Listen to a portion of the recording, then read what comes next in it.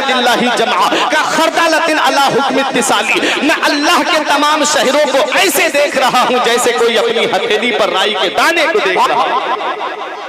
जिसे अल्लाह रूह अता करता है उसका मकाम बुलंद होता है। अगर आज आप मुझसे पूछें, अब मैं अपने परदादा की कब्र नहीं बता सकता, आप मुझसे पूछे मैं अपने दादा की कब्र नहीं बता सकता, क्योंकि मेरा वजूद भी नहीं था तब मेरे दादा इस दुनिया से इंतकाल करके चले गए। मेरे दादा 20 बीघा जमीन छोड़ करके गए। उनके एक बेटे के हिस्से में आई, फिर उनके 7 बेटे, वो कितने हिस्सों में जमीन बटेगी। लेकिन मैं जो बात बताने जा रहा हूँ बहुत गौर से सुनिए। कितनी बड़ी प्रॉपर्टी छोड़ करके गए, कितनी दौलत छोड़ करके गए, लेकिन आज मुझे अपने दादा की कब्र नहीं पता, आज मुझे अपने परदादा की कब्र नहीं पता। ऐ प्यारे मुसलमानों, लेकिन क्या वजह है? दुनिया से जाने वाले तो बहुत हैं। बाप मर जाए बेटा भुला देता है, बीबी मर जाए शौहर भुला देता है, और दोस्त मर जाए दोस्त भुला देता है, अजीज मर जाए अजीज भुला देता है। लेकिन क्या वजह है कि दुनिया से जाने वाले तो बहुत हैं, अल्लाह वाले भी दुनिया से गए हैं। गौसे आजम को पर्दा किए हुए 1000 से ज्यादा का जमाना गुजर गया, और आज यहाँ बैठ करके आप मेरे गौस का जिक्र सुन रहे हो। गरीब नवाज को पर्दा किए हुए 800 साल के करीब जमाना गुजर गया, आज भी उनके नाम की महफिल गलियों में सजाई जाती है। सैयद सालार मसूद गाजी बहराइची को पर्दा किए हुए कितना जमाना गुजर गया है, आज भी गाजी पाक को याद किया जाता है। शाहजी मियाँ को पर्दा किए हुए तकरीबन 118 या 19 साल का जमाना गुजर गया, आज भी लोग शाहजी मियाँ के नाम की महफिल सजाते हैं। मैंने देखा आज के इस दौर में किसी को किसी के लिए टाइम नहीं। आज बाप मर जाए बेटा भुला देता है, बीबी मर जाए शौहर भुला देता है, अजीज मर जाए अजीज भुला देता है। लेकिन क्या वजह है कि लोग अपने अजीजों को भूल जा रहे हैं, लेकिन वलियों को नहीं भूल पा रहे हैं। तो सुनो, हमारे जिंदा रहने में और इनके जिंदा रहने में जमीनों आसमान का फर्क है। आज हम दुनिया में रहते हैं, मेरा मकसद है पैसा कमाऊं, मेरा मकसद है दौलत कमाऊं। कोई ओवर टाइम जाकर के जॉब करता है, मुझे पैसा मिल जाए। कोई अपना घर बार छोड़ करके सऊदी जाता है, 5 साल के लिए अजीजों को छोड़ के गया ताकि मैं पैसा कमा के आऊं।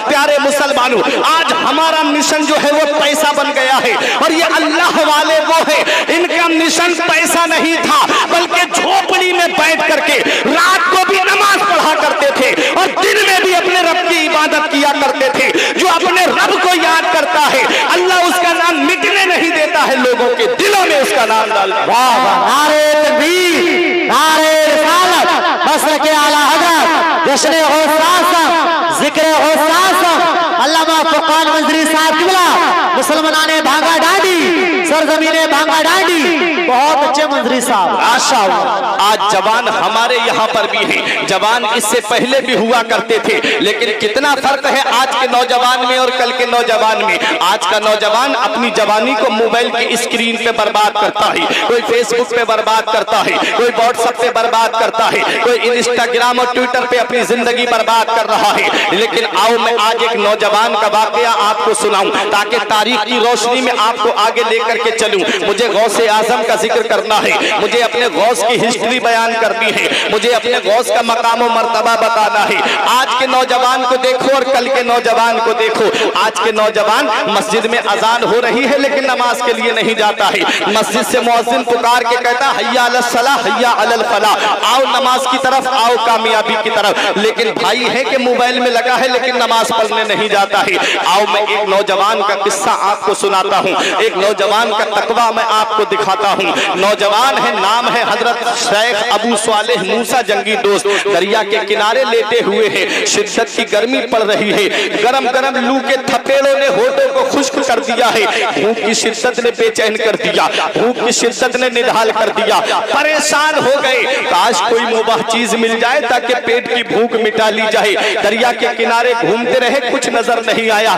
दरिया के अंदर से एक सेब बहता हुआ आ रहा था, सेब को उठाया, उठाने के बाद एक लुकमा खाया था कि तकवे ने झंझोड़ करके कहा, ए अबू साले ये तुमने क्या कर दिया? ये सेब तुमने खाया है, ये किसी बाग का होगा और बाग का कोई मालिक होगा, और तुमने बगैर मालिक की इजाजत के बगैर उसकी मर्जी के तुमने ये सेब खा लिया है। क्या आप जवाब दोगे कयामत के दिन उस बाग के मालिक ने तुम्हें खड़ा कर दिया रब की बारगाह में कि इन्होंने मेरे बाग का एक सेब मेरी बगैर इजाजत के खाया था? ऐ नौजवानों जरा सोचो तो सही, आज मेरा भाई तो ठेले पे मूंगफली के ठेले पे चीज लेने जाएगा, उठा करके 2-3 उठा के बगैर इजाजत के उसके खा लेता है। होटल पे चीजें लेने के लिए जाता है और जाने के बाद में पकौड़ी लेगा, समोसे लेगा, उठा करके बगैर इजाजत के खा लेगा। देखो गौसे आजम के वालिद की शान। मैं किसी पे तंज नहीं करता, एक असल मसला बयान करने जा रहा हूँ, आप तवज्जो मेरी तरफ दीजिए। गौसे आजम के वालिद ने सेब का सिर्फ एक लुकमा खाया था, तकवे ने झंझोड़ के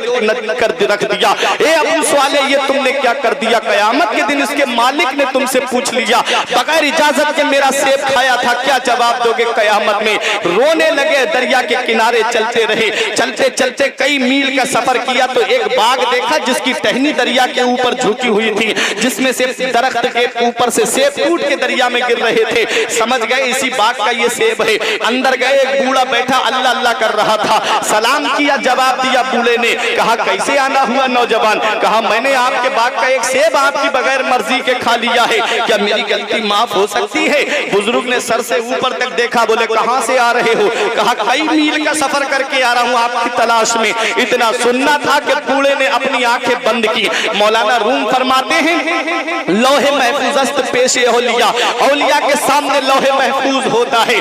आपने आंखें बंद करके देख लिया, ये आने वाला नौजवान कोई मामूली हस्ती नहीं है, इसका मर्तबा बुलंद है, इसकी शान बुलंद है, इसका मकाम बुलंद है, इसकी अजमत बुलंद है। कहते हैं कि नौजवान माफ तो कर दूंगा लेकिन मेरी 2 शर्तें माननी पड़ेगी। कहा एक शर्त यह है तुम्हें मेरा बाग रखाना पड़ेगा, दूसरी शर्त पहली शर्त के पूरा होने के बाद बताऊंगा। कई साल तक बाग रखाते रहे। हजरात, एक दिन ऐसा आता है कि हजरत अब्दुल्ला सौमई जो गौसे आजम के नाना हैं, उनके कुछ मेहमान बाग में आ गए, बोले फल खाएंगे आज आपके बाग की। तो हजरत अबू सालेह मूसा जंगी दोस्त जो गौसे आजम के वालिद हैं, उनसे गौसे आजम के नाना ने कहा बेटा फल तोड़ के लाओ। जब वो फल तोड़ के लाए तो मेहमानों ने जो भी फल उठाया, सेब उठाया, कोई खट्टा निकल गया, कोई फीका निकल गया, कोई कड़वा निकल गया। कहते कैसा तुमने नौकर रखा, इसे मेहमान की मेहमान नवाजी भी करना नहीं आती? अरे इसे ये नहीं पता कौन से पेड़ पे मीठा फल आता है और कौन से पे खट्टा आता है। गौसे आजम के नाना ने कहा बेटा अबू स्वाले, तुम्हें अभी पता नहीं है कौन से पेड़ पे मीठा फल आता है, कौन से पे फीका आता है? तकवा देखे गौसे आजम के वालिद का, फरमाते पता उसे होता है जो खाता है। अरे मैं जब से तुम्हारे बाग में आया हूँ, तुम्हारे बाग का एक फल भी मैंने खा के नहीं देखा है। एक सेब गलती से खा लिया था, उसकी अब तक मैं सजा भुगत रहा हूँ। अब मैंने तुम्हारे बाग के किसी भी फल को हाथ नहीं लगाया है। मेहमान बोले हम नहीं मानते इसकी बात को, हम तस्लीम नहीं करते इसकी बात को, क्योंकि रात दिन बाग में रहता है और बाग का फल नहीं खाता है। तब गौसे आजम के नाना ने कहा तुम इसका मर्तबा नहीं जानते, तुम इसकी शान नहीं जानते, तुम इसका मकाम और मर्तबे को नहीं पहचानते। अरे मैं बताता हूँ इस आने वाले नौजवान की शान क्या है। एक दिन आंधी आई थी, तूफान आया था, मैंने देखा घर से बाहर निकल करके कि आंधी में मेरे बाग के फलों का क्या हाल है। कहते जब मैं बीच बाग में पहुंचा तो मेरी आंखें देख के हैरत में पड़ गईं कि आंधी चल रही थी और ये नौजवान आंधी में चिराग जला के कुरान की तिलावत कर रहा था। नारे तकबीर, नारे रिसालत, नस्ल के आला हजरत गौसे आज़म, असमत गौसे आज़म, शान गौसे आज़म अल्लामा फुरकान मंजरी साहब किबला मुसलमाना ने भागा डांटी। बहुत अच्छे अल्लामा साहब, वाह वाह। ये है गौसे आज़म के वालिद और उनका तकवा और उनकी परहेजगारी। प्यारे मुसलमानों, तब कहा अब्दुल्ला सौमई ने कि बेटा पहली शर्त पूरी हो गई, अब दूसरी शर्त सुन लो। कहा दूसरी शर्त क्या है? कहा दूसरी शर्त ये तुम्हें मेरी बेटी से निकाह करना पड़ेगा। कहा उसके बाद माफ कर दोगे? कहा हाँ माफ कर दूंगा। बोले मगर खूबी सुन लो मेरी बेटी के अंदर क्या क्या है, बाकी आप सुनते रहते हो, मैं जो निचोड़ निकालना चाहता हूँ वो गौर से सुनिएगा। कहा कि मेरी बेटी के अंदर ये खूबियां हैं, कानों से बहरी है, आंखों से अंधी है, जुबान से गूंगी है, हाथों से लुंजी है, पैरों से लंगड़ी है, तुम्हें उसके साथ निकाह करना पड़ेगा। इतने नौजवान यहाँ बैठे हैं, अगर इनमें से किसी का रिश्ता लग जाए और उसे ये पता चल जाए कि लड़की के पैर में थोड़ा सा फर्क है तो क्या निकाह करने के लिए राजी होगा? कभी निकाह करने के लिए राजी नहीं होगा। पता चल जाए कि एक आंख से थोड़ा कैड़ा करके देखती हैं कभी लड़का राजी नहीं होगा, लेकिन ये गौसे आजम के वालिद है, कहते हैं कि एक सेब खाया है उसकी सजा कयामत में नहीं भुगतूंगा, दुनिया में भुगत लूंगा। ये तकवा था, ये परहेजगारी थी, उसका सिला उसका इनाम अल्लाह ने ऐसा दिया।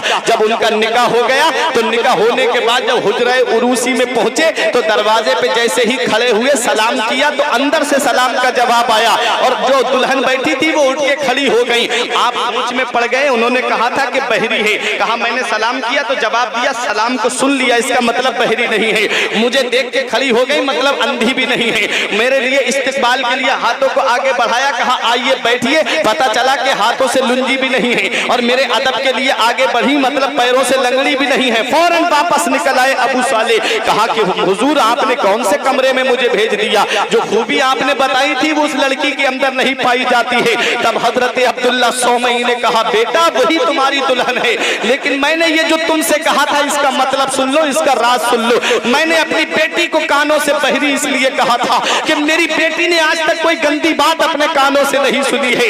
मैंने जुबान से गूंगी इसलिए कहा था, आज तक मेरी बेटी ने कभी अपनी जुबान से झूठ नहीं बोला है। मैंने आंखों से अंधी इसलिए कहा था, आज तक मेरी बेटी ने कभी किसी गैर महरम को नहीं देखा है। मैंने पैरों से लंगड़ी इसलिए कहा था, आज तक मेरी बगैर इजाजत के घर से बाहर कदम नहीं निकाला है। मैंने हाथों से लुंजी इसलिए कहा था, आज तक किसी हराम माल को मेरी बेटी ने अपने हाथ में नहीं लिया है। ऐ प्यारे मुसलमानों, ऐ भांगा डांडी के जिंदा दिल मुसलमानों, जब माँ ऐसी तकवे वाली हो और जब बाप ऐसा परहेजगार हो तो ऐसे गुलशन में जो फूल खिलता है उसी फूल को दुनिया गौसे आजम है, उसी फूल को दुनिया अब्दुल कादिर जिलानी के नाम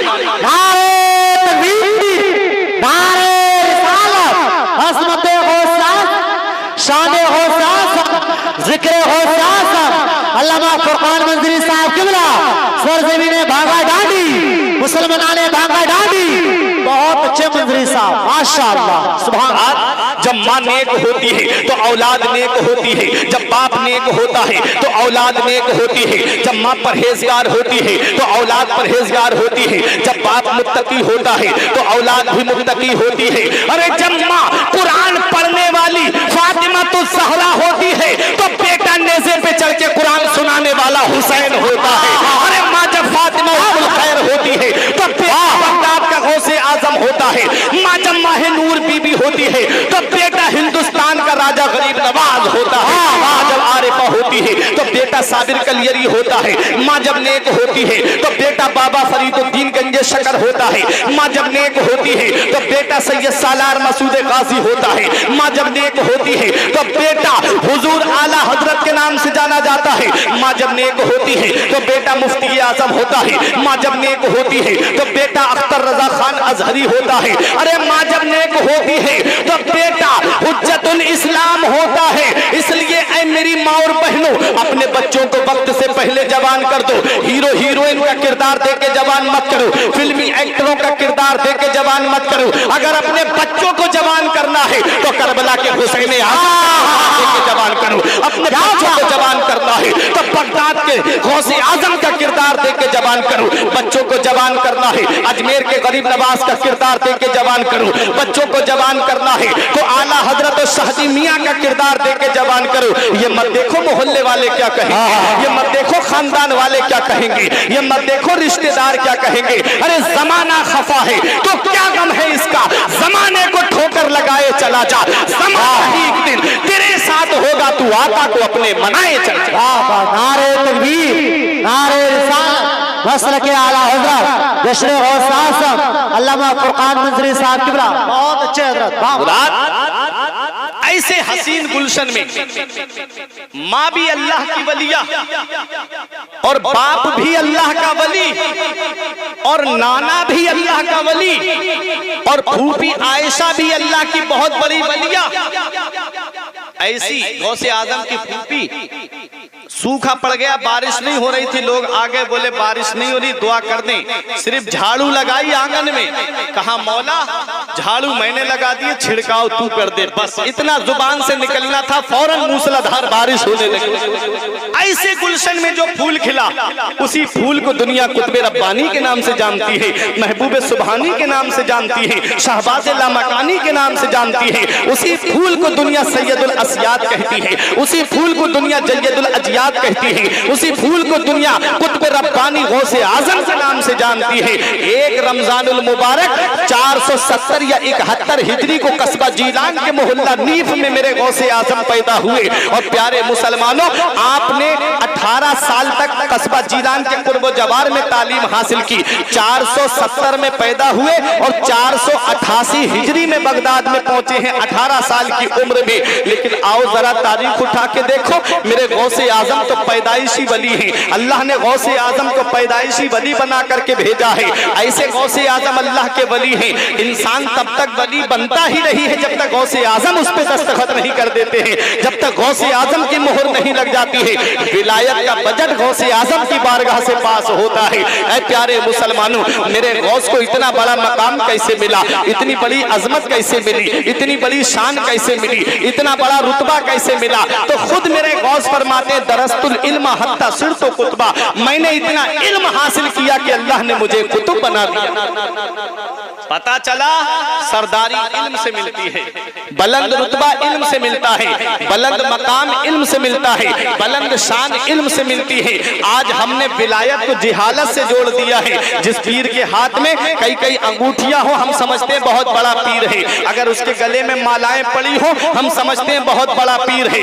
नमाज एक वक्त की नहीं पढ़ता। एक पीर से हमने पूछा, पीर साहब जुमे की नमाज मस्जिद में सब पढ़ने गए थे और जो आपके मुरीद है वो भी जुमा पढ़ने गए और आप यहाँ घर पे लेटे रहे, आप यहाँ क्या कर रहे हो? कहा मौलाना नमाज तो हमने पढ़ी लेकिन तुमको नजर नहीं आई। अल्लाह अकबर। हमने कहा गौसे आजम नमाज पढ़ते सामने दिखते थे, गरीब नवाज नमाज पढ़ते सामने दिखते थे, आला हजरत नमाज पढ़ते सामने दिखते थे। तुम इनसे बड़े वली बन गए कि तुम गायबाना नमाज पढ़ रहे हो। याद रखो, ऐसा पीर अलग कब्र में पिट रहा होगा और उसके मानने वाले अलग कब्र में पिट रहे होंगे। जो खुद नहीं बचा सकता वो तुमको क्या बचाएगा? पीर वही होता है जो शरीयत पे चलने वाला हो, पीर वही होता है जो शरीयत पे अमल करने वाला हो, पीर वही होता है जो नबी के फरमान पे खुद भी अमल करे और दूसरों को भी अमल का हुक्म देता रहे। पीर वही वो नहीं होता जो तुम्हें बिरादरी में बांटते, पीर वो नहीं होता जो तुम्हें टुकड़ियों में बांटते, पीर वो नहीं होता जो तुमको अलग अलग बिरादरी में बांटते, पीर वो नहीं होता जो खानदान में बांटते। अरे पीर तो वो होता है जो नबी की शरीयत पे लाके तुमको खड़ा करते, पीर वो होता है जो एक प्लेटफार्म पे ला करके अपने चाहने वालों को खड़ा करते। आज के पीरों का हाल क्या है? एक पीर दूसरे पीर के मुरीद को देखना गवारा नहीं करता, दूसरा मुरीद दूसरे पीर को देखना गवारा नहीं करता। वो चाहता है मेरा पीर जलसे में आए, वो चाहता है मेरा पीर जलसे में आए। वही तनाजे का सबब बन जाता है, वही लड़ाई का सबब बन जाता है। मैं पूछना चाहता हूँ प्यारे मुसलमानों, ये जितने विलायत के सिलसिले हैं ये सब जाकर के मौला अली शेरे खुदा पे खत्म हो जाते हैं। तुम्हारा पीर पहले है या मौला अली शेरे खुदा का फरमान पहले?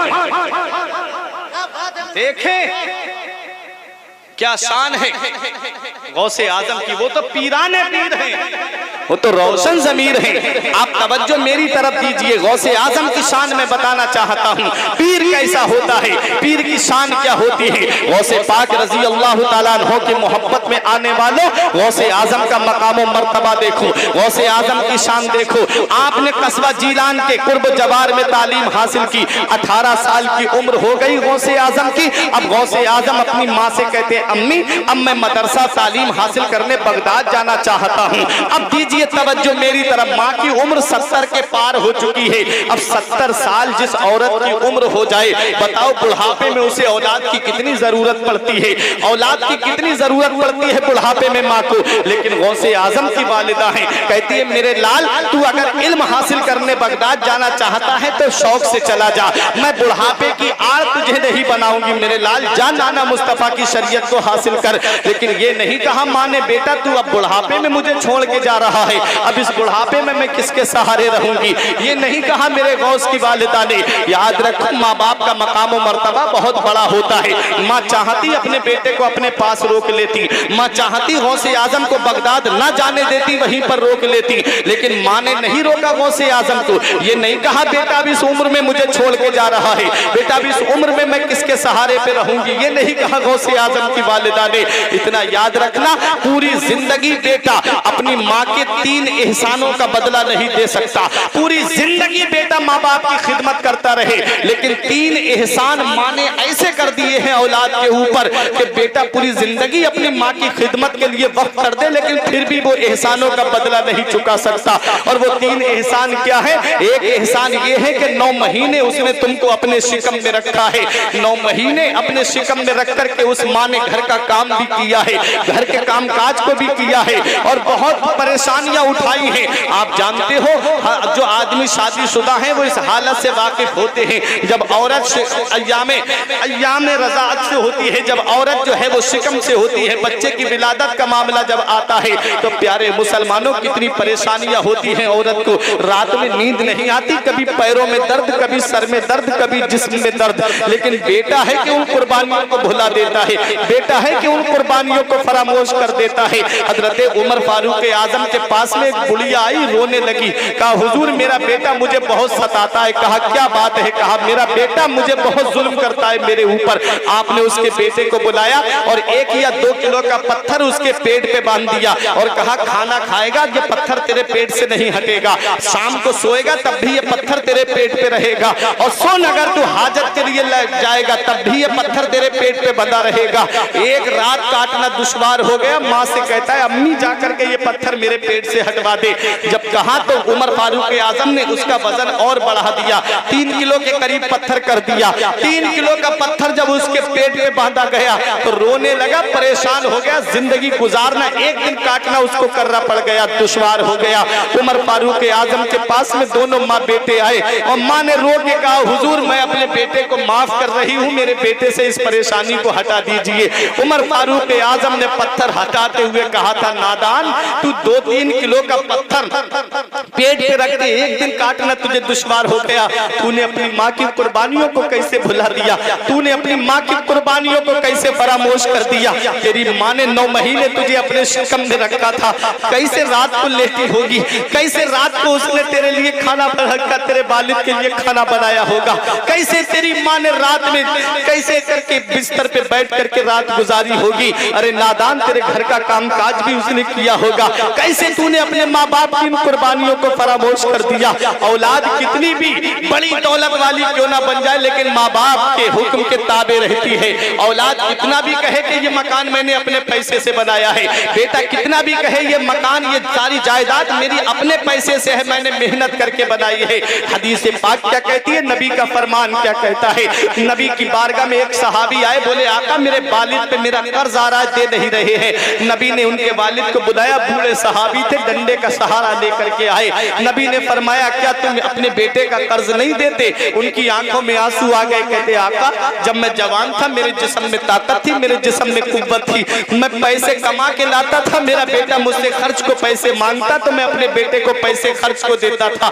आज भी बेटा अपने बचपन पे गौर कर ले कि माँ बाप कैसे अपनी औलाद के लिए क्या क्या करते हैं। अरे नादानो सोचो तो सही, आज तो दौलत का दौर है, पैसे का दौर है, तरक्की याफ्ता दौर है। जरा आपसे 30-35 साल पीछे पलट के तो चलो, कैसा गरीबी का दौर था, बाप नंगे पैर चलता लेकिन तुझे चप्पल ला करके देता, बाप अपने जिस्म पे कपड़े ईद को नहीं बनाता था लेकिन तुझे ईद पर नए कपड़े ला करके देता था। तेरी माँ ने एक बार कहा था कि ईद पर मेरा बेटा नए कपड़े पहनेगा, ये तेरा बाप जाकर के दोपहर में शिद्दत की गर्मी में जाकर के चौराहे पे खड़े होकर के मजदूरी करके, और जब प्यास लगती थी तो मस्जिद के नल से जाकर के पानी पी लेता दूर चल के। जब कोई पूछता कि तूने जो है पानी इतनी दूर पीने क्यों गया, एक बोतल खरीद करके पी लेता, तो ये बूढ़ा बाप कहता है कि 20 रुपए बचेंगे मेरे बेटे के लिए, काम आ जाएंगे खर्चे में। मेरा बेटा पढ़ाई कर रहा है, मेरा बेटा तालीम हासिल कर रहा है, मुझे अपने बेटे को ईद पर नए कपड़े बना करके देना है। कैसे इन कुर्बानियों को फरामोश कर देती है औलाद, कैसे इन कुर्बानियों को भुला देती है ये औलाद। याद रखो कयामत के दिन हर चीज का हिसाब देना है। क्या इसी दिन के लिए औलाद को माँ बाप जवान करते हैं? क्या इसी दिन के लिए औलाद को माँ बाप पालते हैं कि बुढ़ापे में औलाद माँ बाप का बिस्तर घर से बाहर कर दे? याद रखो पहली मोहब्बत माँ बाप की है, दुनिया में जो बदला मांगती है। अगर तुम अपने माँ बाप के साथ भलाई करोगे तो तुम्हारी औलाद तुम्हारे साथ भलाई करेगी। अगर तुमने अपने माँ बाप के साथ भलाई नहीं की तो ये उम्मीद मत रखना कि बुढ़ापे में तेरी औलाद तेरा सहारा बनेगी। ये दुनिया ही में मेरा रब इसका बदला दे देता है। है। प्यारे मुसलमानों, हदीस पाक क्या कहती है? नबी फरमाते हैं, हुमा जन्नतों का हुमा नारों का। तेरे माँ बाप तेरे लिए जन्नत भी है और तेरे लिए जहन्नम भी है। अगर माँ बाप की खिदमत करेगा तो अल्लाह जन्नत अता फरमाएगा और नाफरमानी करेगा तो अल्लाह ताला जहन्नम में। माँ बाप है, आज औलाद फरामोश कर देती है माँ बाप की कुर्बानियों को। पता तो तब चलता है, माँ बाप की मोहब्बत का पता तब चलता है जब इंसान खुद बाप बनता है, जब खुद की औलाद होती है ना, जब वो बीमार पड़ती है बचपने के आलम में, तब जाकर के डॉक्टरों के घरों के चक्कर काटता है, परेशान फिरता है। डॉक्टर साहब मेरे बच्चे को देख लीजिए। अगर भांगा डांडी के डॉक्टरों से फायदा नहीं होता तो जहानाबाद लेके जाता है, वहां भी फायदा नहीं होता तो पीलीभीत भागता है, बरेली के हॉस्पिटलों में लेके भागता है। और क्या कहता है डॉक्टर साहब? जमीन बिके तो बिक जाए, मकान बिके तो बिक जाए, घर बार बिके तो बिक जाए, प्रॉपर्टी बिके तो बिक जाए, लेकिन मेरे बेटे को कुछ नहीं होना चाहिए। आज तो तरक्की याफ्ता दौर है, आज तो हर घर में आपको मोटरसाइकिल मिलेगी, आज तो अक्सर घरों में आपको कारें मिलेंगी, आज तो सवारी का इंतजाम बहुत अच्छा है। 30-35 साल पीछे पलट के देखो, किसी किसी के घर में मोटरसाइकिल हुआ करती थी। कई कई गांव मिला के देखा जाता तो कहीं किसी एक के पास में कार नजर आती थी। लेकिन प्यारे मुसलमानों, तेरे बचपन के आलम में जब तू बीमार पड़ा था, जैसे आज तू अपनी औलाद को लेकर के डॉक्टरों के घरों के चक्कर काट रहा है, ऐसे बचपन में तुमने अपने बचपन को कैसे भुलाया? जब तुम बचपन में बीमार पड़े थे तो यही बूढ़े माँ बाप तुम्हारे डॉक्टरों के घरों के चक्कर काट के आए थे। बाप के पैर में चप्पल नहीं होती लेकिन तुमको लेकर के गए। बारिश हो गई तो माँ ने अपना दुपट्टा अपनी चादर तुझे उड़ा दी, तुझे नहीं भीगने दिया, खुद भीगते चले गए। रास्ते में नाला या दरिया आया तो खुद तो पानी में भीग गए, लेकिन बेटे को ऊपर उठा दिया कि मेरे बेटे को कोई तकलीफ ना होनी पाए। प्यारे मुसलमानों, आज बेटे के पास थोड़ी सी दौलत क्या आ गई, आज थोड़ा सा पैसा क्या आ गया, आज थोड़ा सा रुपया क्या आ गया, माँ बाप की कुर्बानियों को फरामोश कर दिया। कहता है मेरे माँ बाप ने मेरे लिए किया क्या है? अरे सबसे बड़ा एहसान तो यही है तेरी माँ का कि उसने 9 महीने तुझे अपने शिकम में रखा। और नबी करीम सल्लल्लाहु अलैहि वसल्लम का फरमाने आलीशान है, नबी फरमाते हैं कि जिसके माँ बाप उससे राजी है उससे अल्लाह भी राजी है, उसका रसूल भी राजी है, और जिससे उसके माँ बाप नाराज है उससे अल्लाह भी नाराज है, उसका रसूल भी नाराज है। प्यारे मुसलमानों, ये माँ बाप कितनी बड़ी अल्लाह की नेमत है, बहुत बड़ी अल्लाह की नेमत है। इनकी मोहब्बत का पता तो हमें तब चलता है जब ये साए हमारे सर से उड़ जाते हैं। आज अगर माँ बेटा बाहर घूमने दोस्तों के साथ चला जाए और माँ फोन करके पूछ ले मेरे लाल अभी तक घर पे नहीं आए, कहाँ हो? तो बेटा गर्जदार लहजे में कहता है क्या माँ फोन करके परेशान करती रहती है, मेरे भी तो कुछ शौक है, मैं दोस्तों के साथ आया हूँ। और जब गुस्से में बेटा फोन काटता है ना तो उस माँ के दिल से पूछना कि उसके दिल पे क्या बीतती होगी कि जिसका लाल अभी तक घर के दरवाजे पे नहीं आया। नजरें लगी हैं, बाप भी करवटें बदल रहा है कि मेरा बेटा अभी घर में दाखिल नहीं हुआ है, माँ की भी नजरें लगी, अभी बेटा लेटने के लिए नहीं आया, बेटा है कि दोस्तों के साथ में मस्ती कर रहा है। याद रखो, आज हम आपको बताते हैं, ये अकील भाई है, ये अल्लामा नदीम हशमती ज़ाविन, इन लोगों से पूछिए जब ये जलसे करके रातों में जाते हैं, हम आपको अपनी बात बताते हैं। बीबी है, बहुत मोहब्बत का दावा करती है, औलाद है, बड़ी मोहब्बत का दावा करते हैं कि हमें, बीबी कहती है शौहर से बड़ी मोहब्बत है, औलाद कहती है बाप से बड़ी मोहब्बत है। लेकिन हमने देखा है कि मोहब्बत सच्ची किसके अंदर होती है? जब रात के 2 बजे, कभी 3 बजे, कभी 4 बजे के टाइम पे जब जाते हैं ना, दरवाजा खटखटाते तो बीबी की आवाज नहीं आती है अंदर से, या तो माँ की आवाज पहले आती है या बाप की आवाज पहले आती है, बेटा अभी दरवाजा खोलते हैं। ये बूढ़े माँ बाप जिनकी नजरें दरवाजे पे लगी रहती है, अभी मेरा बेटा घर में नहीं आया है। प्यारे मुसलमानों, जिस दिन ये साए सर से उड़ जाते हैं उस दिन इनकी मोहब्बत का पता चलेगा। जिस दिन ये साए हमारे सर से उड़ जाएंगे उस दिन चिराग लेके भी ढूंढोगे तो माँ बाप जैसी दौलत नहीं मिलेगी, फिर चिराग लेके भी ढूंढोगे तो माँ बाप जैसी प्यार करने वाली शख्सियतें नहीं मिलेगी। इसलिए माँ बाप जिंदा है तो उनकी खिदमत कर लो, माँ बाप हयात है तो उनकी कदर मंजिलत जान लो। और अगर माँ बाप में से किसी का इंतकाल हो गया है तो जुमे की नमाज के बाद नबी फरमाते हैं जो अपनी माँ की कब्र की जियारत कर ले या बाप की कब्र की जियारत कर ले तो गोया ऐसा है जैसे उसने उसकी जिंदगी में जियारत। ये माँ बाप बहुत बड़ी अल्लाह की नेमत है। बात ज़िम्न में आ गई तो मैंने बता दी। मैं अर्ज ये कर रहा था कि गौसे आजम ने जब अपनी माँ से कहा माँ मैं तालीम हासिल करने के लिए बगदाद जाना चाहता हूँ, माँ की उम्र 70 से ज्यादा हो गई, बुढ़ापे का सहारा था। माँ ने ये नहीं कहा बेटा अब तू बुढ़ापे में मुझे छोड़ के जा रहा है। मेरे लाल, अब तू मुझे बुढ़ापे में किसके सहारे छोड़ के जा रहा है? ये नहीं कहा गौसे आजम की माँ ने कहा, बेटा तू नाना की दीन को हासिल करना चाहता है तो शौक से चला जा।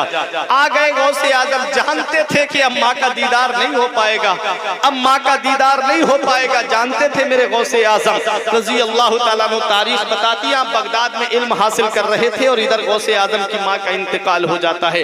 488 हिजरी में बगदाद में आप पहुंचे और 40 साल आपने बैठ करके तकरीर की है, वाज़ो नसीहत की है।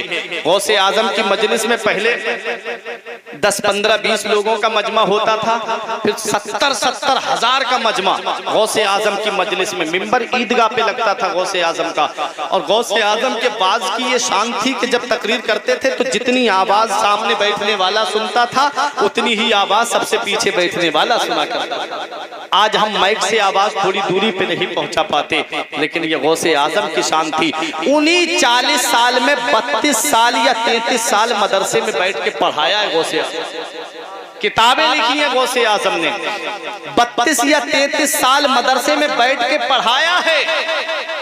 आज इंसान कहता है डॉक्टर साहब बहुत अच्छे हैं, पैसा है वो बहुत अच्छा है, कोई कहता है अमीर है वो बहुत अच्छा है। हमने कहा हदीस पाक की रोशनी में देख सबसे अच्छा कौन है। हमने हदीस पाक की रोशनी में जब देखा, नबी फरमाते खैरुकुम मन तअल्लमल कुरान व अल्लमहु, इंसानों में सबसे बेहतर वो है जो कुरान पढ़ता है और दूसरों को पढ़ाता है। कुरान पढ़ने वाला और कुरान पढ़ाने वाला सबसे बेहतर है। गौसे आजम ने 32 साल मदरसे में बैठ करके पढ़ाया, तालीम दी। गौसे आजम ने हर साल आपके मदरसे से 3000 तलबाए किराम फारिग होकर के गौसे आजम के मदरसे से इस्लाम की खिदमत करने के लिए जगह जगह मकामों पे जाते थे। ये गौसे आजम के मदरसे की शान थी। और मेरे गौस ने फरमाया कि जो मेरे मदरसे के सामने से भी गुजर गया उसको कब्र में अजाब नहीं होगा। ये गौसे आजम की शान है। मेरे गौस फरमाते मुरीदी ला तखफ अल्लाह रब्बी अतानी रिफअतन निलतुल मनाली। आखिरी बात बता रहा हूँ, वक्त काफी हो चुका है और मुझे मालूम है कि अभी मेरे भाई शायर इस्लाम अकील सिद्दीकी को आपको समाप्त करना है। अपनी जगह बैठे रहें, बहुत तेजी के साथ मैं अपनी जगह लेने जा रहा हूँ। गौस फरमाते हैं मुरीदी ला तखफ अल्लाह रब्बी, ऐ मुझसे मोहब्बत करने वाले, ऐ मेरे मुरीद मत डर, अल्लाह मेरा रब है। हमने कहा ऐ गौसे आजम कहाँ ना डरे। अगर प्रधान जी कहे मत डर तो मतलब है गांव में मत डर, अगर चेयरमैन कहे मत डर तो मतलब है तहसील में मत डर, अगर विधायक कहे मत डर तो मतलब है जिले में मत डर, अगर सीएम कहे मत डर तो मतलब है सूबे में मत डर, अगर पीएम कहे मत डर तो मतलब है मुल्क में मत डर। हम कहाँ ना डरे मेरे गौसे आजम? क्या गांव में ना डरे? क्या कस्बे में ना डरे? क्या तहसील में ना डरे? क्या जिले और सूबे में ना डरे? क्या अपने मुल्क में ना डरे? तो गौसे आजम फरमाते हैं तुबूली फिस समाई वल अर्द दुक्कत, मोहब्बत करने वाले तूने जिस गौस का दामन पकड़ा है, जिस अब्दुल कादिर का दामन पकड़ा है, उस अब्दुल कादिर की बुलंदी के झंडे आसमानों पर भी लहरा रहे हैं और जमीन पर भी लहरा रहे हैं। ऐ मुझसे मोहब्बत करने वाले, न जमीन के ऊपर डरने की जरूरत है, न जमीन के नीचे डरने की जरूरत है। जमील कादरी पुकार के कहते हैं खुदा के फजल से हम पर है साया गौसे आजम का, खुदा के फजल से हम पर है साया गौसे आजम का, हमें दोनों जहां में है सहारा गौसे आजम का। मुरीदी ला तखफ कहकर तसल्ली दी गुलामों को, कयामत तक रहे बेखौफ बंदा गौसे आजम। नारे तकबीर, नारे रिसालत, असर के आला हज़रत, जश्न गौसे आज़म, शान गौसे आज़म, असमत गौसे आज़म, अल्लामा फुरकान मंजरी साहब किबला।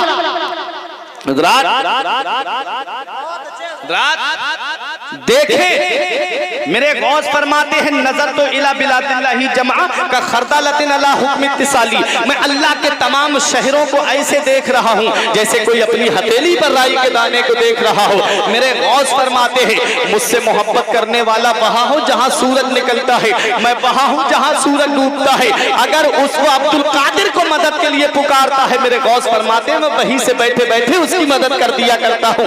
आप कहोगे मौलाना आप कैसी बात कर रहे हो? क्या कोई दलील तुम्हारे पास है? क्या कोई सनद तुम्हारे पास है? तो देखो मेरे गौस का मकाम और मर्तबा क्या है। एक ऐसे आलिम से मुलाकात हुई जो आलिम अपनी आप बीती बताते हैं। वो कहते हैं आपसे तकरीबन 40 या 50 साल पहले की बात बताते हैं। एक मदरसे के अंदर पढ़ाते थे और वो मदरसा पूरब इलाके में शराबस्ती में था। शाबान के महीने में छुट्टी पड़ गई। कहते हैं कि जब मैं 15 शाबान के बाद अपने घर बिहार जा रहा था, रात में मुगल सराय स्टेशन पहुंचा। भूख की वजह से परेशान हो गया था, भूख ने मुझे निढाल कर दिया था। कहते मैं स्टेशन के बाहर निकला, कुछ खाने की चीज मिल जाए ताकि पेट की भूख मिटा लूं। कहते हैं ट्रेन के छूटने में वक्त था। जब मैं बाहर पहुंचा तो एक रक्शे वाले ने मुझसे कहा खाना खाना है? मैंने कहा हाँ। बोले बैठिए। बोले मैं रक्शे पे बैठा, एक बिल्डिंग के सामने पहुंचा। कहते हैं उस बिल्डिंग के सबसे ऊपर वाली मंजिल पे ले जा करके मुझे एक आदमी ने बिठा दिया। बोले बैठो अभी खाना लाते हैं। बहुत गौर से सुनना मेरे गौस कैसे मदद करते हैं। कहते हैं जब मैं ऊपर कमरे में बैठ गया तो एक सालन और थोड़ा रोटी का टुकड़ा ला करके मेरे सामने रखा गया। कहते हैं वो उसने दरवाजे को लॉक कर दिया। जब कहते मैंने रोटी का एक निवाला बना के जब सालन के अंदर डाला तो मुझे उसमें इंसान की उंगली नजर आई। कहते जब मैंने इंसान की उंगली देखी मैं रुक गया गोश्त खाने से। कहते मैंने जब खाने से हाथ समेट लिया, उसने मुझसे गुस्से वाले लहजे में कहा खाते क्यों नहीं? कहा मैं नहीं खाऊंगा, ये इंसान का गोश्त है। उसने कहा आज तुम किसी का गोश्त खा रहे हो, कल तुम्हारा गोश्त कोई और खाएगा। उसने कहा कि अब तुम्हें यहाँ से कोई बचाने नहीं आएगा, अब कोई तुम्हारी मदद के लिए नहीं आएगा। कहा कि अब तुम्हारा कल कोई और खाएगा। ये कहा और कमरा बंद करके ये कहते हुए जा रहा था जिसे बुलाना है बुला लो, अब कोई तुम्हारी मदद को नहीं आएगा। वो आलिम साहब कहते हैं कि मैंने जब इतना सुना तो मैं रोने लगा। मैंने बगदाद के गौसे आजम की बारगाह की तरफ रुक करके कहा ऐ मेरे गौसे आजम, मेरी बीबी मेरा इंतजार कर रही है, मेरे बच्चे मेरा इंतजार कर रहे हैं, मेरे खानदान वाले मेरा इंतजार कर रहे हैं, मेरे अजीजो अकरबा मेरे इंतजार कर रहे हैं और आज मैं किस मुसीबत में फंस गया। मेरे गौस आपने फरमाया है मेरा मोहब्बत करने वाला वहां हो जहां सूरज निकलता है, मैं वहां हूं जहां सूरज डूबता है। अगर वो अब्दुल कादिर को मदद के लिए पुकारता है तो अब्दुल कादिर उसकी मदद को पहुंच जाता है।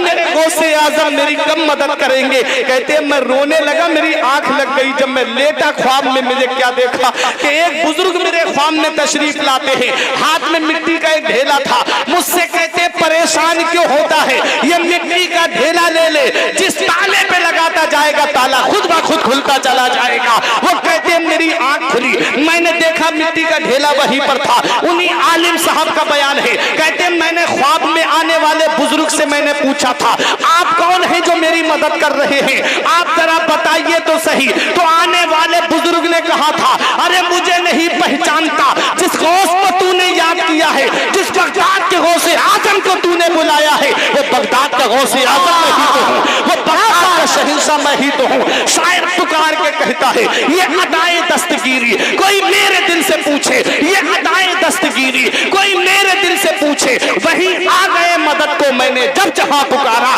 सरकार गौसे आजम नजरे करम खुदारा, मेरा खाली कांसा भर दो मैं फकीर हूँ तुम्हारा। गौसे आजम है, मुसीबत में पुकारा मेरे गौस मुसीबत दूर करते नजर आ रहे हैं। जिसने परेशानी में पुकारा मेरे गौस परेशानी दूर करते नजर आ रहे हैं। इसीलिए मुफ्ती आजम पुकार के कहते खिला मेरे दिल की कली गौसे आजम, खिला मेरे दिल की कली गौसे आजम, मिटा कल्ब की बेकली गौसे आजम, तेरे रब ने मालिक किया तेरे जद को, तेरे घर से दुनिया पली गौसे आजम है। मुसीबत में पुकारो तो मेरे गौस उसकी मदद करते हैं। मेरे गौस फरमाते मेरे चाहने वाले को शेर ने पकड़ लिया हो और जबड़े बंद ना किए हो और वो या गौस अल मदद कह दे। मेरे गौस फरमाते मुझे अल्लाह ने इतना पावर दिया है कि मैं शेर के जबड़े से निकाल करके ले आऊं। ये गौसे आजम के फरमान है। मेरे गौस फरमाते हैं मेरी बुलंदी के झंडे आसमानों पे लहरा रहे, जमीन पे लहरा रहे, पहाड़ों पे लहरा रहे। मेरे गौस फरमाते हैं वह अलक़ैतु सिर्री फौका मैतिन लकामा बिकुदरतिल मौला ताली। मेरे गौस फरमाते हैं अगर मैं अपना राज किसी मुर्दे पे डाल दूं तो अल्लाह की कुदरत से उठ के खड़ा हो जाए। मेरे गौस फरमाते अगर मैं अपना राज समंदरों पे डाल दूं तो खुश्क हो जाए। मेरे गौस को इतना बड़ा मकाम दिया अल्लाह ने, इतनी बड़ी शान दी अल्लाह ने कि मेरे गौसे आजम के नाम में इतनी बरकत है कि बड़े से बड़ा जिन्न गौसे आजम का नाम सुनकर के भागता नजर आ रहा। भागता हुआ नजर आता है। एक मुरीद ने रो के कहा था, मुरीदों में बैठे थे गौसे आजम, आया रोने लगा, कहा हुजूर बहुत परेशान हूँ। फरमाया बताओ, कहा अलग में बताऊंगा हुजूर, इज्जत का मामला है। तन्हाई में पहुंचे तो कहा हुजूर मेरी बेटी नहा के निकली थी, मकान की छत पे गई, अचानक से गायब हो गई, बहुत परेशान हूँ हुजूर, पता नहीं अगर मैं किसी से पूछूंगा लोग कहेंगे इसकी बेटी कहीं भाग तो नहीं गई, हुजूर इज्जत का मामला है। तो गौसे आजम ने फरमाया परेशान मत हो, करख के जंगल में चला जा और वहां एक गोल दायरा खींचना और कहना बिस्मिल्लाह अला नियते अब्दुल कादिर, ये कह के बैठ जाना उस गोल दायरे के अंदर। रात में जिन्नात आएंगे अलग अलग शक्ल सूरत में, तू डरना मत, तेरा कोई कुछ नहीं कर सकता, गोल दायरे के अंदर कोई तेरा कुछ नहीं बिगाड़ सकता। सुबह के वक्त जिन्नात का सरदार आएगा, जब वो तुझसे पूछे यहाँ क्यों बैठा है तो कह देना कि मुझे अब्दुल कादिर ने बिठाया है, और जब वो तुझसे पूछे कि हुक्म तब बताना कि मेरी अपनी बेटी का मामला। जब इतना कहा वो चले गए जंगल में, जाके बैठ गए। जंगल थे, पहाड़ी इलाका था, करख के जंगल में। रात जब देखा जिन्नात गुजर रहे थे डरावनी शक्लों में, डरावनी सूरतों में। सुबह को जब जिन्नात का सरदार आया, बोला यहाँ क्यों बैठा है, तुझे पता नहीं है जिन्नों के गुजरने की जगह है, तेरी जान भी जा सकती है। तो उन मुरीद ने कहा गौसे आजम के मैं यहाँ बैठा नहीं हूँ, मुझे बिठाया गया है। कहा किसने तुझे बिठाया है, कहा मुझे बिठाने वाले कुतुब रब्बानी महबूब सुबहानी पीरे लासानी हुजूर सैयदना शेख अब्दुल कादिर जीलानी गौसे आजम दस्तगीर हैं। इतना सुनना था मेरे गौस का, सिर्फ नाम सुना सवारी से नीचे उतरा, घुटनों के बल बैठ गया जिन्नात का सरदार और कहता है बताओ मेरे आका ने मेरे लिए क्या हुक्म किया है, बताओ मेरे आका ने क्या हुक्म किया है मेरे लिए। इतना कहना था तो कहा कि सुन मेरी बेटी मेरी मकान के छत से गायब हो गई है, बताओ मुझे मेरी बेटी ढूंढ के दे। मेरे गौस ने कहा है कि तू ला करके देगा। उसने कहा किसकी मजाल जो गौसे आजम के मुरीद की बेटी पे गलत नजर डाले, किसकी हिम्मत हुई गौसे आजम के मुरीद की बेटी पे गलत नजर डालने की। जिन्नात ने कहा कि हमारी ये मजाल कहा कि गौसे आजम के मुरीद की बेटी पे गलत नजर डाल दे। पता लगाया तो चीन, मुल्क चीन का एक जिन्न निकला, उसे पकड़ करके लाया गया, लड़की को भी लाया गया। उस जिन्न से पूछा तेरी हिम्मत कैसे हुई, उसने कहा कि जब ये बेपर्दा मकान की छत पे निकली थी, जब इसके सर पे दुपट्टा नहीं था और जब ये नहा के निकली थी, मुझे अच्छी लगी इसलिए मैं इसे उठा करके ले गया। मेरी प्यारी बहनों, अल्लाह ताला ने तुमको पर्दे का हुक्म दिया है, नबी ने तुम्हें पर्दे का हुक्म दिया है और जिन्नात की कसरत बहुत ज्यादा है। आज जो मामलात आप देखते हो मज़ारात पे जाकर के देखो औरतों का क्या हाल है, देखो कैसे कैसे मेले लगे हुए, कैसे खेलने वाली आपको नजर आएंगी। ये प्यारे मुसलमानों, ये शरीयत पे अमल ना करने की वजह है। परवरदिगार आलम ने पर्दे का हुक्म दिया है, लेकिन आज का हाल क्या है, शादियों में देखो तो सर पे दुपट्टा नहीं, सर को छुपाने का हुक्म था। प्यारे मुसलमानों, गौसे आजम के मुरीद की बेटी मकान की छत पे सिर्फ सर खुला लेकर के गई तो गायब हो गई। उस जिन्नात के सरदार ने कहा तेरी हिम्मत कैसे हुई, तूने गौसे आजम के मुरीद की बेटी को उठाया, उसकी गर्दन काट दी। उसके बाद कहा गौसे आजम के मुरीद से ये आपकी बेटी है, आप इसे ले जाइए। उसके बाद गौसे आजम के मुरीद ने पूछा था जिन्नात के सरदार से, अरे तुम गौसे आजम को कैसे जानते हो? तो जिन्नात के सरदार ने कहा तुम जानने की बात करते हो, अरे गौसे आजम सिर्फ इंसानों के पीर नहीं है बल्कि जिन्नात के भी पीर हैं। गौसे आजम की हुकूमत सिर्फ इंसानों पे नहीं चल रही है बल्कि जिन्नात पे भी चल रही है। गौस सकलैन कहा जाता है, इंसानों के भी गौस हैं और जिन्नात के भी गौस हैं। तब कहा जिन्नात के सरदार ने कि हम दुनिया के किसी भी कोने पे हो और गौसे आजम बगदाद में हो, हमारी तरफ जलाल की नजर उठा दे तो हमारे जिस्म के अंदर फौरन आग लग जाए। कहते हैं ये गौसे आजम की निगाह का ये आलम है।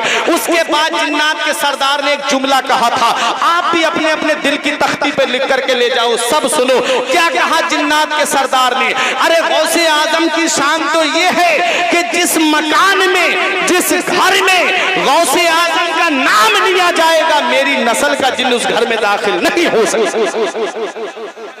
जिस घर में गौसे आजम का नाम लिया जाए उस घर में, उस जिन्नात का सरदार कहता है मेरी नस्ल का जिन्न उस घर में दाखिल नहीं हो सकता। इसीलिए हम लिखते हैं या गौस अल मदद मकान के दरवाजे पे। ये है गौसे आजम। गौसे आजम की शान के सिर्फ जिन्नात नाम सुन ले तो कांपने लगे, थर थर कांपने लगे। गौसे आजम का वो मकाम व मर्तबा। लेकिन प्यारे मुसलमानों, शान देख लो, गौसे आजम का पैगाम लेके जाओ। मेरे गौस फरमाते हैं कि बेनमाजी को मुसलमानों के कब्रिस्तान में भी दफन मत करो। मेरे गौस फरमाते बेनमाजी कितना बड़ा गुनाह करने वाला है। एक मुरीद ने आके कहा था, हुजूर मेरे घर में पैसा तो सब कमाते हैं, कमाने वाले बहुत लोग हैं लेकिन बरकत नहीं, कमाते बहुत हैं, पैसा बहुत कमाते हैं लेकिन घर में बरकत नहीं हो रही है। अब मुरीद ने कहा तो मेरे गौस ने फरमाया, तेरा घर मेन चौराहे पे है, पर्दा टांग लेना और फिर उसके बाद आना। 1 महीने के बाद आया तो खूब नजराना लेकर के आया। हजरात जब नजराना लाया तो फरमाया, ये क्या? कहा हुजूर नजराना लाया। फरमाया मुझे जरूरत नहीं है, जा गरीबों में बांट दे। उसने कहा हुजूर बांट दूंगा, लेकिन ये बता दीजिए वो जो पर्दे का आपने हुक्म दिया था घर पे पर्दा टांग लेना, उसमें कौन सा कमाल था कि इतनी बरकत हो रही है मेरे घर में, अब तो पैसा संभाले नहीं संभलता। तब मेरे गौस ने फरमाया, सुन तेरा घर मेन चौराहे पे था, तेरा घर मेन रास्ते पे था, तेरे घर के सामने से लोग गुजरते थे, आते थे जाते थे, आते थे जाते थे। उन्हीं गुजरने वाले लोगों में बेनमाजी भी गुजरा करते थे और बेनमाजी की नजर तेरे घर के दरवाजे पे पड़ गई, उसकी नुहूसत की वजह से अल्लाह ने तेरे घर की बरकत को खत्म कर दिया। सोचे सिर्फ बेनमाजी की नजर पड़ जाए तो अल्लाह घर से बरकत खत्म कर। और जिस घर में पूरी फैमिली बेनमाजी हो, जिन्हें सुबह को सूरज की लाइट उठाती हो, जगाती हो, वो कहते हैं कि घर में बरकत नहीं होती। मौलाना साहब ताबीज दे दो, हाफिज साहब ताबीज दे दो, पीर साहब ताबीज दे दो, अपने पीर को लाके दरवाजे पे खड़ा कर देना, फिर भी बरकत नहीं होगी जब तक तेरे घर के अंदर शरीयत का माहौल नहीं बने, जब तक तुम्हारे घर के अंदर शरीयत पे अमल नहीं किया जाएगा। मेरे गौस ने फरमाया, बेनमाजी की नजर की वजह से अल्लाह ने तेरे घर की बरकत खत्म कर दी थी। और प्यारे मुसलमानों सुनो, एक दिन नबी फजर की नमाज के बाद हजरत फातिमा के मकान पे तशरीफ लाए तो थोड़ी देर लेट गई थी हजरत फातिमा। तालीम उम्मत के लिए था, वरना वो अल्लाह की इबादत करती रहती थी। ऐ प्यारे मुसलमानों, नबी ने हजरत फातिमा का पैर का अंगूठा पकड़ के हिलाया, उसके बाद इरशाद फरमाया, फातिमा फजर की नमाज के बाद मत सोया करो, इस वक्त अल्लाह ताला रोजी तकसीम करवाता है, इस वक्त अल्लाह रोजी तकसीम करवाता है। प्यारे मुसलमानों, जो रोजी तकसीम का वक्त होता है उस वक्त पड़े बिस्तर पे सोते रहते हैं। फजर की नमाज पढ़ो, मन तरा का सलातल फजर फलैसा वजहुहु नूर, जिसने फजर की नमाज छोड़ दी उसके चेहरे से नूर खत्म हो जाता है, उसके चेहरे से रौनक खत्म हो जाती है। तो मेरे गौस ने फरमाया कि बेनमाजी की नजर की वजह से अल्लाह ने तेरे घर की बरकत खत्म कर दी थी। अब पर्दा हो गया, दरवाजा लग गया, उस पे पर्दा टंग गया। मेरे गौस ने फरमाया तो तेरे घर पे बेनमाजी की नजर ही नहीं पड़ी, इसलिए अब उसमें बरकत हो रही। तो इसलिए गौस के फरमान पे अमल करो, गौस के बताए रास्ते पे चलो, गौस के तरीके को अपनाओ। मेरे गौस ने फरमाया, मुझसे मोहब्बत करने वाला वहां हो जहां सूरज निकलता है, मैं वहां हूं जहां सूरज डूबता है। उसका सतर खुल जाए तो अब्दुल कादिर अपने हाथों से उसे ढांप देता है। ये जिंदगी सवारिए, दिल शाद कीजिए, लम्हात जिंदगी के ना बर्बाद कीजिए। जब मकसद हयात इबादत खुदा की है, पढ़िए नमाज, मस्जिदें आबाद कीजिए। सभी के सामने एक दिन जरूर आता है, ये हुस्न फानी है लेकिन गुरूर आता है। किसी क्रीम से पाउडर से कुछ नहीं होता, नमाज पढ़ने से चेहरे पे नूर आता है। किसी क्रीम से पाउडर से कुछ नहीं होता, नमाज पढ़ने से चेहरे पे नूर आता है। परवरदिगार आलम की बारगाह में दुआ है, मेरे कुछ अर्ज करने में सबकत लिसानी की वजह से या बतकाज़ा बशरियत कोई गलती हो गई, मौला मुझे माफ फरमाए। अस्तगफिरुल्लाह रब्बी मिन कुल्लि ज़ंबि व अतूबु इलैहि। कलमा तय्यब पढ़े, ला इलाहा इल्लल्लाह मुहम्मदुर रसूलुल्लाह सल्लल्लाहु अलैहि वसल्लम। रही कली तो फूल खिलेंगे, जिंदगी बाकी रही फिर मिलेंगे। अस्सलाम वालेकुम। आप अपनी जगह आराम से बैठे रहें।